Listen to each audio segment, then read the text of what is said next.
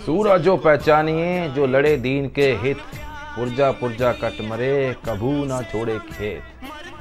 हम भारतीय क्या कर रहे हैं? पीपल की एक टहनी कट जाती है तो हिंदुओं की धार्मिक भावना को ठेस लग जाती है। कागज की मूर्ति और तजिए का एक कोना टूट जाता है तो मुस्लिम को गुस्सा आ जाता है। इंसान की जानवरों से तो ज़्यादा अहमियत होनी चाहिए और फिर भी यहाँ भारत में एक पवित्र जानवरों के नाम पर एक दूसरे का सर फोड़ देते हैं। ये थी भगत सिंह की विचारधाराएं। 23 मार्च 1931 से लेकर आज तक 93 साल हो गए हैं जब सुखदेव, भगत सिंह और राजगुरु को फांसी हुई थी।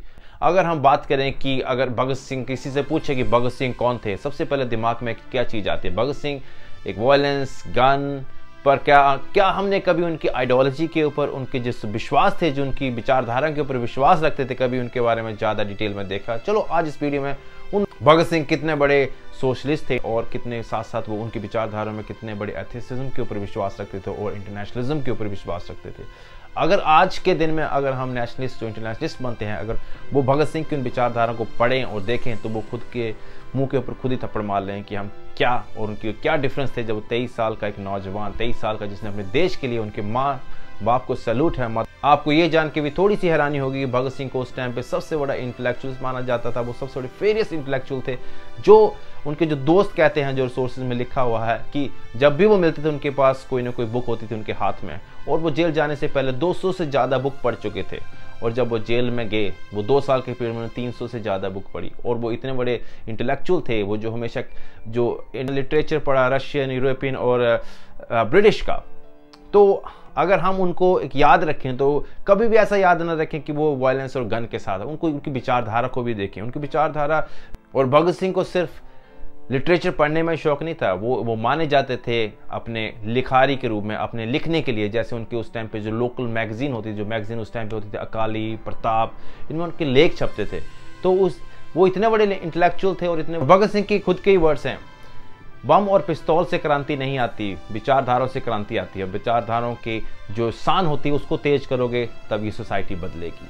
भगत सिंह कार्ल मार्क्स और लेनिन की विचारधारा से और उनकी आइडियोलॉजी से बहुत ज़्यादा प्रभावित थे। और जैसे उनको बहुत दुख होता था कि जब मजदूर और वो ही सारा गरीबी में निकाल रहे हैं और उसके साथ साथ वो जो पूंजीपति हैं वो सारा, इस विचारधारा को अगर मैं कोट करूँ तो जब उन्होंने 1923 में जब गुरु गोविंद सिंह के एक श्लोक को उन्होंने एक कोट किया था, सूरा ना पहचानिए जो लड़े दीन के हित, पुरजा पुरजा कट मरे कभू ना छोड़े खेत। वो उन किसानों, उन फैक्ट्री वर्करों की लड़ना चाहते थे। वो चाहते थे कि ये कभी भी भूखे ना सोएं।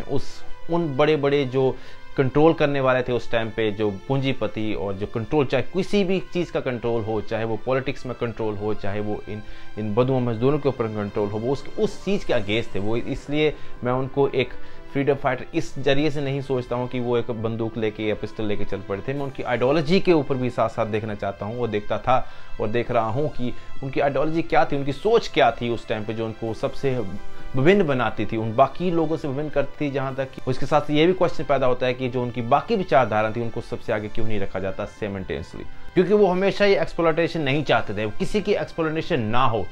तभी तो मैंने कहा कि वो उनको कोई फर्क नहीं पड़ता था कि स्टेट ऑफ हेड कौन है, चाहे वो इंडियन है चाहे वो ब्रिटिश है, वो एक्सप्लॉयटेशन किसी भी एंगल में नहीं हो। यही उनकी विचारधारा का सबसे बड़ा एक एग्जाम्पल है। अगर हम भगत सिंह के सोशलिज्म के बारे में विचारधारा को देखें तो उसमें एक छोटा सा और एग्जाम्पल देखते हैं। जैसे जब उन्होंने बाटुकदास और भगत सिंह ने बम गिराए थे पार्लियामेंट के ऊपर, तो उनका स्लोगन क्या था? इनकलाब जिंदाबाद, down with the imperialism and the worker of the world unite. तो ये थे उनके जो सोशलिज्म होने के सबूत, जो वो उस टाइम पे भी इस सोशलिज्म और सोशलिस्ट को कैरी करते थे, अपना एक करैक्टर को। अगर हम भगत सिंह जी के विचारधारा को देखें इंटरनेशनलिज्म के बारे में, तो जब उनकी एक आर्टिकल जब था 1924 मतवाला में उनके साथ बिशप प्रेम उसको टाइटल दिया गया था। उनके उन विचारधाराओं के साथ एक बिशप जो है एक परिवार है, सारा जो दुनिया है एक परिवार है। वो चाहते थे कि कभी जर्मनी और फ्रांस आपस में कभी ना लड़े। और जो अगर बात करें उनके नेशनलिज्म के बारे में, जो अभी करंटली जो नेशनलिज्म होता है, इंटरनेशनलिज्म भी होता है, उसमें मैं तो बोलता वो एक जिंगिज्म ही बना। क्योंकि अगर अपने देश के लिए अच्छा सोचना अच्छी बात है, पर दूसरे देश को बुरा बोलना है, दूसरे देश के लिए बुरा करना, वो नेशनलिज्म नहीं है। वो नेशनलिज्म और इंटरनेशनलिज्म नहीं है जो भगत सिंह की विचारधारा के अनुसार मैं भी उस चीज़ से एग्री करता हूँ कि वो विचारधारा कैसी हुई जब तुम इतने एक्सट्रीमिस्ट हो गए हो कि दूसरों का बुरा करते रहो। दूसरे देशों में जो लोग रहते हैं वो भी इंसान हैं, उनके हिसाब से वहाँ हर देश में रहने वाले लोगों को इक्वल और उनके साथ न्याय होना चाहिए। और ये उनकी विचारधारा थी एंटी नेशनलिज्म के प्रस्ताव के हिसाब से। और उस लेख में उनकी एक लाइन थी, मैं आपको पढ़ के सुनाता हूँ। यह कितना महान आदर्श है, हर किसी को अपना हो जाने दो, कोई भी अजनबी ना हो। वह कैसा सुंदर समय होगा जब दुनिया से परायापन का भाव हमेशा के लिए मिट जाएगा। वह दिन जब आदर्श समापित होगा और स्थापित होगा, उस दिन यह कह सकेंगे कि ये दुनिया ने अपनी ऊंचाइयों को छू लिया। भगत सिंह कितने बड़े एथिस्ट थे और कितने बड़े वो बिलीव करते थे उस टाइम में, जब महात्मा गांधी एक सेकुलरिज्म एथिज्म को बढ़ावा देते थे। और अगर उस समय महात्मा गांधी की विचारधारा को देखें तो उस टाइम महात्मा गांधी की विचारधारा थी सेकुलरिज्म, जिसमें वो उनके अनुसार वो था कि अगर सरकार जो है वो धर्म को प्रमोट तो करेगी पर वो किसी भी धर्म के पार्ट नहीं बनेगी, किसी धर्म के निरपेक्ष निर्णय लेगी। पर उसके अगेंस्ट उनकी स्लाइटली डिफरेंट थी विचारधारा भगत सिंह जी की। उनके अनुसार सरकार जो है वो धर्म के साथ किसी भी एंगल में अटैच नहीं होनी चाहिए, और जो धर्म है वो पर्सनल है, एक गवर्नमेंट है जो एक रूल करने वाले हैं वो एक टोटली डिफरेंट होने चाहिए। उनमें कोई पर्सनल कनेक्शन रिलीजन के साथ कोई भी कनेक्शन नहीं होना चाहिए। और रही अगर हम उनके दूसरे एथिस्ट की बात करें, उनकी विचारधारा की, तो शहीद भगत सिंह का मानना था कि इस जन्म में जो हमें माना जाता है कि हम पुराने जन्मों का फल मिल रहा है, वो उसमें विश्वास नहीं करते थे। जब उनके लास्ट आवर थे, जब उनकी फांसी दिए जाने से पहले भी वो उस टाइम भी बोलते थे कि अभी जब फांसी हो जाएगी सुबह 4 बजे, उसके बाद ख़त्म, हर चीज़ ख़त्म, उसके बाद ना मैं दोबारा जन्म लूँगा, ना मैं किसी और रूप में आऊँगा, मुझे नहीं मालूम और मैं उसमें विश्वास नहीं करता हूँ। और वो उस चीज़ को हमेशा ही डिनाई करते थे कि जब लोग बात करते थे कि हम कभी पक्षी बनेंगे या कुछ बनेंगे, जानवर बनेंगे लास्ट और नेक्स्ट बर्थ में, उस चीज़ में वो विश्वास नहीं करते थे। और ये उनकी विचारधारा इतनी स्ट्रॉन्ग थी कि वो उनको सबसे अलग रखती थी एज ए फ्रीडम फाइटर। और उनकी विचारधारा के साथ उन्होंने कभी लाला लाजपत राय को भी उस कई बार पीछे किया उस विचारधारा में। उन्होंने अपने आर्टिकलों में लिखा है, उसमें कीर्ति में उनके बहुत सारे जो उस टाइम में निकले हुए आर्टिकल थे, जो उनके पॉम्पलेट निकलते थे, उसमें उन्हें बहुत सारे जो उस टाइम के फ्रीडम फाइटर्स उनको चैलेंज किया था अपनी विचारधारा के साथ। और उनके साथ साथ बहुत सारे लोगों के मन में ख्याल भी आता है कि क्या महात्मा गांधी उनको बचा सकते थे, क्या महात्मा गांधी जी को उनको सपोर्ट करना चाहिए था, क्या उनको फांसी उनकी कैंसिल भी हो सकती है। फांसी अगर कैंसिल होने की बात की जाए तो जो उनके लास्ट रिसोर्स उनके बुक्स में लिखा हुआ, उनके बायोग्राफी के ऊपर वो लिखा हुआ कि जब 23 मार्च को फांसी हुई थी, पर वैसे वो 24 मार्च को होनी थी, पर एक बहुत ज़्यादा सोसाइटी में अप्स एंड डाउन चल रहे थे, तो उन्होंने सोचा इसको कैसे रोका जाए, जो इतना ये माहौल ख़राब होगा, उनकी फांसी खबर सुन के लोग इकट्ठे हो जाएंगे 24 मार्च को, तो उन्होंने एक दिन पहले उनको दे दी। उनके 23 मार्च को जब उनके लॉयर सुबह आए उनसे कि अभी भी तुम माफ़ी मांग लो, अभी भी तुम्हारे पास टाइम है, अगर तुम चाहो तो हम अपील कर सकते हैं। और भगत सिंह जी ने यही कहा था, चलो भाजी तुम निकलो, जो मेरी डेस्टिनी है वही होगी, जो मैंने किया है मैंने अपने देश के लिए किया है, मैंने उन लोगों के लिए किया है जो वो उन लोगों में उतनी साहस बाकियों में नहीं है जो मेरे में है, और मैं उसमें प्राउड करता हूँ।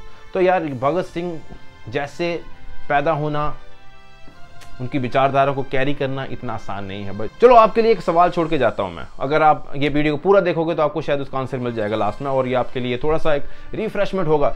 जब पार्लियामेंट में भगत सिंह जी ने बम फेंका, उनके जो उनके साथ थे उनका क्या हुआ, उनको काले पानी की सजा हुई थी, और भगत सिंह को तो फांसी हो गई थी ना लेटर देन।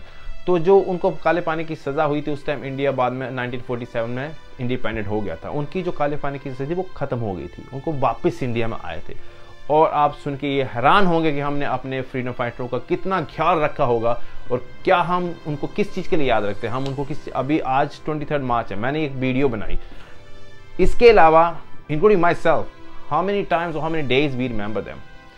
उस इंसान के बारे में बात करता हूँ, वो जब काले पानी से उसको वापस लाया गया, वो वापस आए, उसके बाद उन्होंने एक बिल्कुल ही एक नॉर्मल इंसान जिनको बाद में पेंशन भी नहीं लगी थी, वो बीड़ी के कारखाने में काम करते थे, और जब उनके लास्ट जो डे थे लास्ट लाइफ के, तो वो हमेशा बोलते कि अगर शायद मुझे वो फांसी भगत सिंह के साथ ही हो जाती तो मैं भी उन हवाओं में चला जाता उनके साथ। इससे अच्छा ये देखने से तो अच्छा ही था कि मैं उस टाइम पे चला जाता, इस देश के लिए कुर्बान हो जाता।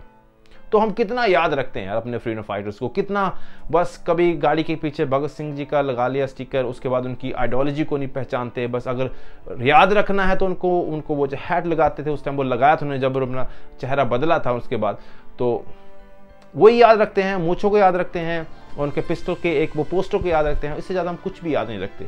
और हम अपने आप को नेशनलिस्ट कहलाते हैं, बहुत ज़्यादा बहुत ज़्यादा अपने आप को डिफेंडेड भी हो जाते हैं अगर किसी ने एक छोटा सा शब्द भी गलत बोल दिया किसी फ्रीडम फाइटर के लिए, क्योंकि बहुत ईजी होता है ना बहुत। पर अगर हम किसी की रिस्पेक्ट करते हैं तो उनकी विचारधारा को पढ़ना भी चाहिए, उनकी जो आइडियोलॉजी थी उनको कुछ अडेप्ट भी करना चाहिए, जो वो क्या सोचते थे।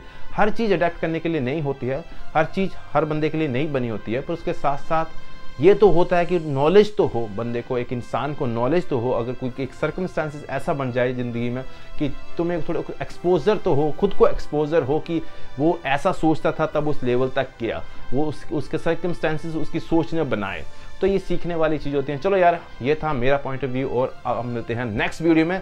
और stay blessed and stay happy and thank you very much.